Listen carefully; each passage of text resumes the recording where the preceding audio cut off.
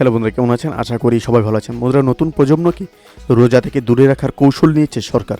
এর কারণে এবার জানিয়েছেন চার মহিন পীর। অবশ্যই আমরা এই বিষয়ে আলোচনা করব। তার আগে আপনি যদি এই চ্যানেলের নতুন থাকেন, অবশ্যই চ্যানেলটিকে সাবস্ক্রাইব করে আমাদের পাশে থাকুন এরকম নিত্য নতুন রাজনৈতিক এবং সর্বশেষ আপডেটগুলি সবার আগে পাওয়ার জন্য।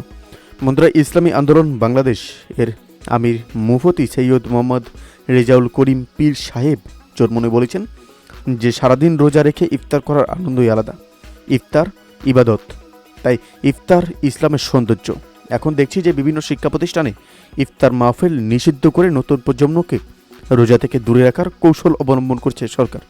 আজ বৃহস্পতিবার সকালে বরিশালের চারমনই মাদ্রাসা ময়দানে 15 দিনব্যাপী বিশেষ তালিম তারবিয়াতের তৃতীয় দিনের আলোচনায় তিনি এসব কথা বলেন।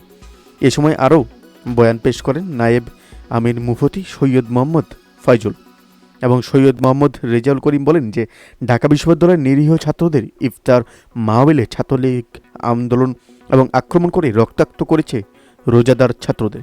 এটা ভালো লক্ষণ নয়। আমি আশা করব রোজাদার ছাত্রদের ওপর হামলাকারী ছাত্রলীগের সন্ত্রাসীদের গ্রেপ্তার করে কঠোর শাস্তির ব্যবস্থা করা।